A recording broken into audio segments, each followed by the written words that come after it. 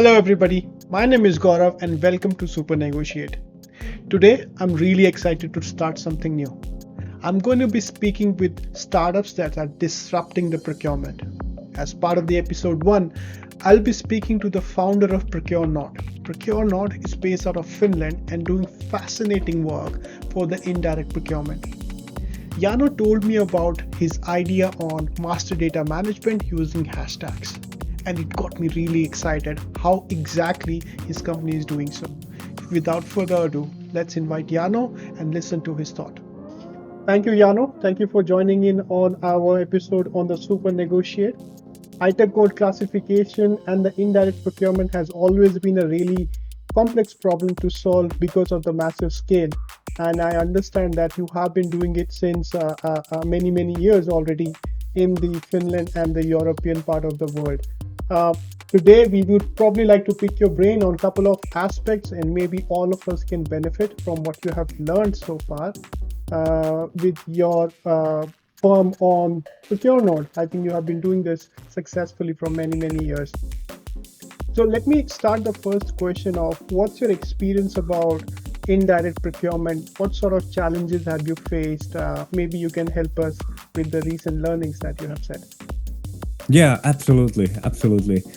And first of all, it's really pleasure to be included in this in your vlog, and this is definitely the topic that is really interesting for me, and it's like ever going problem within the indirect procurement, this data quality, and actually from that we can jump right into the question that Okay. you laid out in the beginning about the challenges of indirect procurement. So I would say that number one has been and probably will be also the data itself. So having these items and purchase requests and everything, having it together from different sources and having the data harmonized and normalized and with the high quality and having sufficient amount of data, that's definitely a sense of running indirect procurement, and that's the challenge. So you typically do not have all the data that you need to make needed analysis for running strategic function and strategic operations within indirect procurement, like analytics and stuff like that. So and one of the reasons behind there is that the items and supplier code management is distributed over within the different departments and for example in different daughter companies of larger corporations in different countries. So each individual business unit typically is charged of their own item space, and they can create their own items, and then you try to summarize and put it all together from different countries, different sources, and then you try to figure out the big picture of what is behind there and how to build these intra-company synergies. So that's what indirect procurement in strategic sense is all about, and that's actually the what I've learned. It's the most difficult and the most challenging, while being also the most interesting area in procurement space. Brilliant. I think you touched on a very interesting aspect because at a very high level, category managers and CPOs would not think that master data management is actually a key issue if you want to drive the synergies. In your experience, what's the quality of the data that you have been getting in Europe and then probably North America region? Because when it comes to the Asia or let's say Middle East, at least in my experience, data quality of item codes and supplier management aspect is really bad. There are so many duplicates. There's very less harmonization. What's up at your side? That's exactly the same Okay. view that you said. So there are a lot of it's like the tail spend management. So you have a lot of different item codes, and when the number of item codes is it's huge and you have a distributed system, then the duplicates they will emerge. I mean, it's impossible to avoid that from happening. And the other source of data, if you don't use the the item codes for placing purchase orders. So you might be using emails or phone.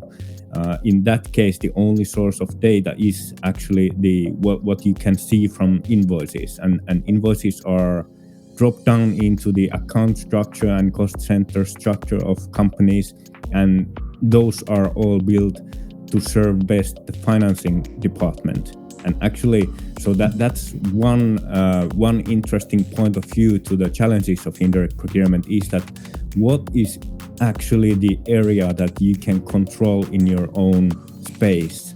Like, you are depending on the information that is being provided and managed by others.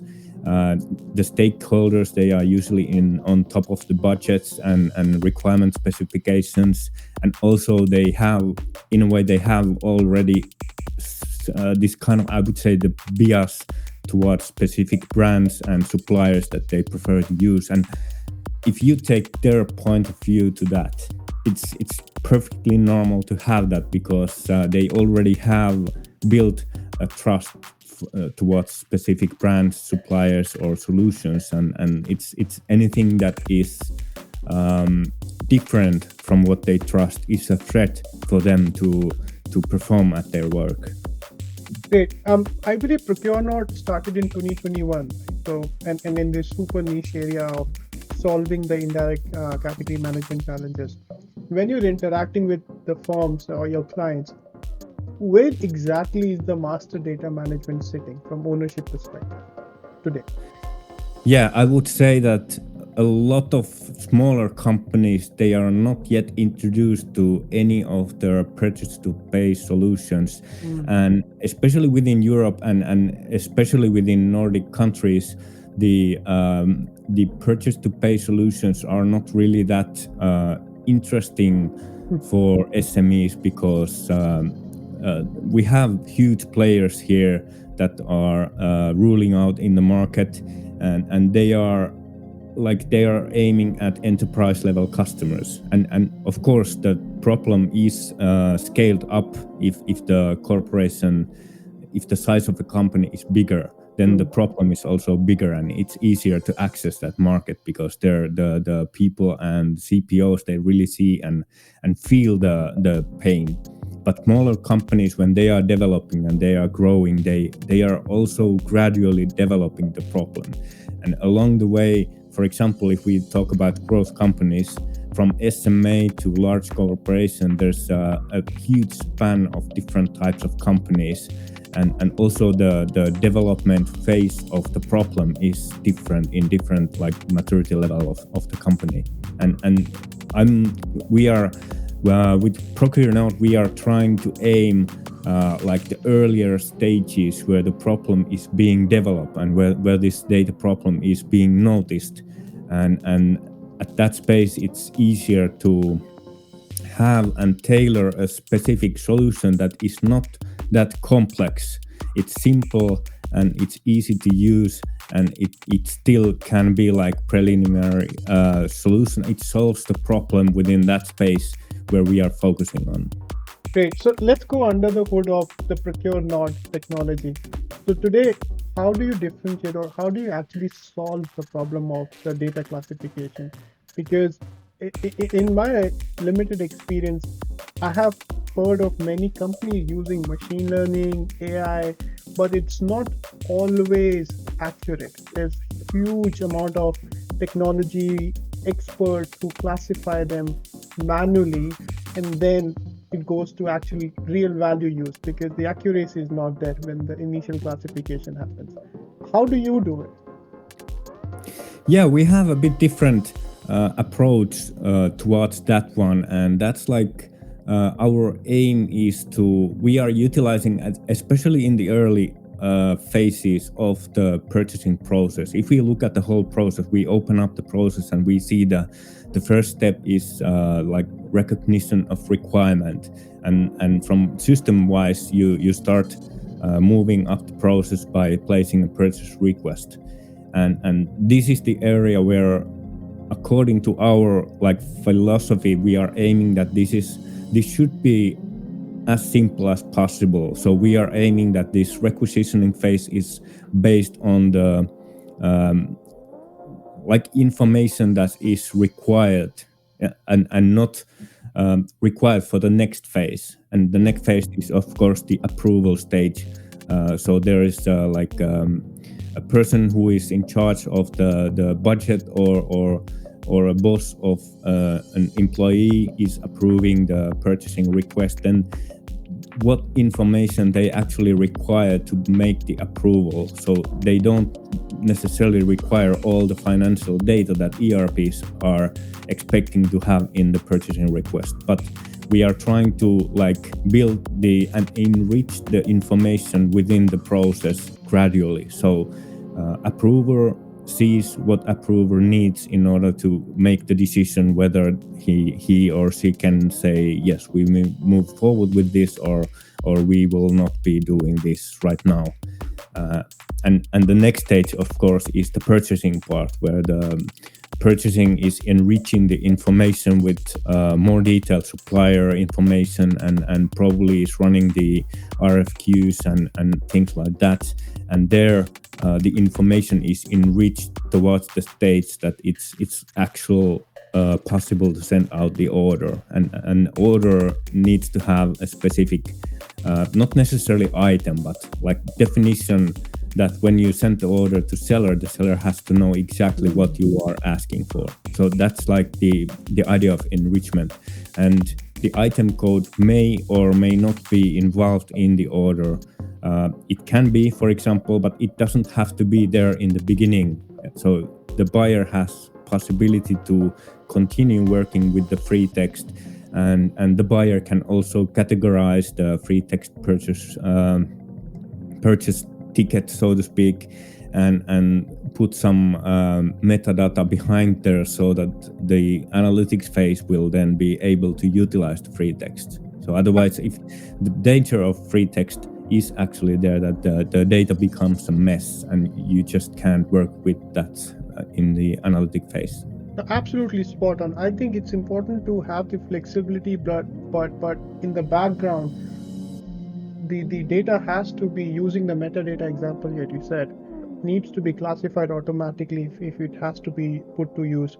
So this brings to my next question, because we assume that putting a layer of digital technology or procurement will take care of the classification automatically, right? But that doesn't happen always. So in your view, what can digital procurement solve and what digital procurement cannot solve? Yeah, that's a very good question, because a lot of times digitalization is approached from different angles, and I think the biggest step there is to really recognize that first of all, you need to have the enablers in place, which is that you need to have the base data structures in place before you can build the digitalization layer on top of that. And one major rule behind digitalization is that you scale but don't change. And this means that if you introduce a new solution or a new digital system into the purchasing process, so the purpose of this solution is to scale the existing process and make it more efficient. But sometimes I've seen that companies, they are buying solution in order to change the process, that with this solution we are going to make our employees work in a different way, and we are using the technology as a change agent within the system. I think this is the wrong way, and typically it ends up in a situation where people just first of all, it needs a lot of training for people to get into the process and into the system, because they don't have any touch point. They are using different methods, and then the solution is expecting a different approach. So they have a lot of difficulties in adapting to that technology. So 100%, yeah. Yeah. So that's the core message basically that I have regarding digitalization. So scale, don't change. So if you have existing good process, you can scale it with technology, but it should not be changed to something else with the help. I think that's a really great sentence, that you need to have a scalable right process and then technology should be able to take care of it, not the other way around. Because a lot of time people would say, I would buy this tool and expect everything to become streamlined, but that doesn't happen always. And that's where most of the digital transformation end up as a failure after 3 or 5 years of effort. I think that's a really good one. Progressing on your expertise regarding the item and supplier code management, do you want to share some of the learnings that you have gained so far with the practical assignments you have been dealing at ProcureNode? Yeah, I think the one of the biggest things is to kind of lay the groundwork of the company. So when, for example, I've been many times going into a company where indirect procurement actually is a new thing. So I've been working with the greenfield projects, building the setup and laying out the processes and ways to work. And that will take you to a specific point, but you need to build the relationship with the business stakeholders and kind of build the trust so that the organization believes that you know what you are doing and you have capability of working in a distributed system. Now that's one of the biggest differences between direct and indirect procurement is that direct is typically it's much more focused and you have much more smaller quantity of stakeholders and it's easier. You have the item codes and it's kind of it's so much clearer. But when you go to the indirect procurement, you have enormous amount of specific. It's like if I would maybe draw like a mental picture of being a salesman, trying to serve everybody, every customer there is from all walks of life, like different businesses, different environments, and you are like the sole supplier, and you try to serve them all with the excellent level of service, and that's difficult. So you need to kind of understand the space where you're going and then go from there and build the processes and simplify. I mean, if you try to build something that is too complex, the people will never understand it, and it becomes almost impossible to implement something like that. So it's try from a small scale, run experiments, like try something, and if it works, then you start scaling it up.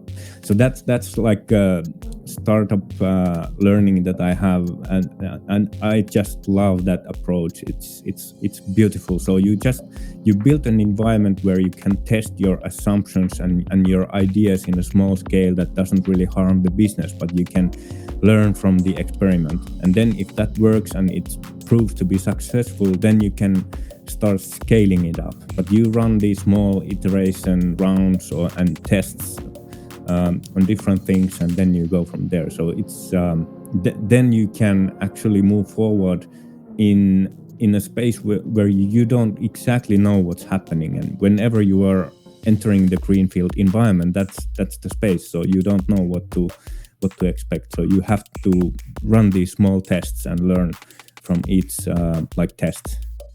Understood, because I love the aspect of agility here, because usually traditionally procurement is thought of as a function that moves the slowest, right, in terms of approval, requirements, etc., etc. But your idea in terms of making the iterations as your learning experience, I think it's really a fascinating thought. You also talked about one aspect where you said you don't need to have a specific item code for everything, and I guess a lot of our listeners, a lot of master data management experts will find that thought interesting. So maybe if you can give a little bit of insight, how do you make that work? Because classifying everything is the, let's say, go-to process for every master data management expert today. But then give us some sort of an insight when you say you don't need to have item code for everything. Yeah, absolutely. That's a good question. A lot of systems nowadays, they are promoting that you should have item code actually for everything. But especially within indirect procurement, you are placing orders occasionally and not that frequently. If you compare to directs, you have constant flow of raw materials, and that's what's keeping the factory ongoing, and that's good. It works. Definitely it works there, and it makes sense to have the item code because you need to have exactly the same raw material, the ordering again and again. But in indirects, you have like there's a lot of orders where you just, it's like individual, it's unique, and there's low level of repetition behind that. And in that case, it's a lot of added bureaucracy to have the item code. And also, if you have a huge number of item codes, it's calling for item code management and maintenance. So somebody has to keep it up to date. There, you have to have like the prices. You have to have the right suppliers contact persons, the contact details, and everything has to be there constantly up to date, even if you need the item code maybe 1 or 2 times a year, for example. And in that case, it doesn't really make sense. But you need this like classification, and you need to understand where the spend is going and what has been bought in order to run analytics and kind of understand afterwards that what's really included there, and that's important. So you need to define a specific level of granularity. So you don't go into the like item code detailed level, but you can, there's a lot of space in between, like just free text without any categorization, and then having a specific unique item code. And there's a lot of space in between where you can just move and you can find what level of granularity fits best for your needs. And you can do that with like adding classifications, and then adding also these like pointers or hashtags in a way to free text that will guide the analytics process to kind of define what exactly this means. And later on, machine learning and AI can definitely be embedded there, because it's not, ML, it doesn't really work that well for free text if there's like no guidance for ML to really like build the red dots, what this purchase actually is involving. But if you have these guidelines or hashtags or something that will tell it's something like this, and then you can outrank some other alternatives, and then that's fuel for ML, and then this like AI level can be put on top of that one. So there's I think that's a really fascinating thought. Yeah, no, hashtags for item code classification is definitely a disruption in my view, because it sparks a whole new range or techniques by which you can solve. Just to share my experience, machine learning for the classification, at least for the consumer side, like the dialogue that you and me are having, it's really good at detecting the intent and maybe classifying the Amazon data for item spot, the categories of shopping carts, etc., etc. I think there's a bit of a maturity already available. Models like BERT, etc., OpenAI, GPT, these are some of the buzzwords by which they are successfully able to classify data on the consumer side. But when it comes to the indirect purchasing industry, there's absolutely nothing. Their accuracy is horrible to start with. But that brings me to a point where I want to know more about ProcureNote. What are you doing? What exactly you offer, and maybe for our listeners, maybe how they should be able to contact you. So if you can guide us through what differently ProcureNote does to the procurement today, which other established legacy players are not able to do. So help us out, please. Yeah, definitely, absolutely. So ProcureNote is early stage startup. So we are in the space of procurement solutions and focusing on indirect procurement for the SME sector. Within our the industry focus is within manufacturing industry, where you have a lot of different kinds of you have items and you have services that are being bought under the indirect space, and our approach is specifically to have the solution so easy to use by like utilizing the ideology that I explained earlier about gradually enriching the information that's included in the request towards the purchase order. So having that, if you consider a maintenance engineer or like in a hospital you have nurses or whatever, people that have no idea about industrial procurement or doesn't really they are not financial professionals or anything like that. They are just people from all walks of life, and they are trying to use procurement software. So the solution has to be so simple that anybody can use it. And we've been using this prototype to test. We've been testing every kind of people and collecting feedback on the user interface. And we've been designing the user interface based on the feedback too, and we are still developing the interface. So our main product is not yet ready, but it will be during the August or September, and we are still running these tests. So if anybody is interested in like coming to try our solution, our prototype, we are more than happy to present it, and of course just without pitching or without selling the product, because it's not ready yet. We are just interested in getting the opinion and like the end user experience. And you don't have to be even procurement professional. You can just be whoever who's interested or who is actually placing the orders or requesting to buy something or has needs within the business. And definitely you can contact me in LinkedIn or probably we can have the contact details somewhere in this video or whatever way you can. And you can also stop by our webpage www.procurenode.com, and there you can actually find my details and ways to contact. Excellent. I think if you're able to bring the self-service capabilities to non-procurement people, that's the best thing in terms of disruption can happen. Thank you, Jano. I think the session was fascinating. At least I am quite intrigued about hashtags for item code classifications and self-service procurement. Thank you so much, and we'll chat about it in the follow-up coming weeks as well. Thank you, my friend. Yeah, thank you. Thank you so much for being here. It was a pleasure.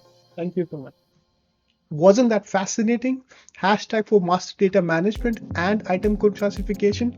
Well, if you want to contact Jano and his company ProcureNode, I'll be dropping his contacts in this description and in the LinkedIn post. My name is Gaurav, and thank you for watching Super Negotiate Disruptive Procurement Startup Series. If you are a procurement startup, drop DM in my LinkedIn and we will chat about how you can feature on this series. Thank you so much. I'll see you in the next one.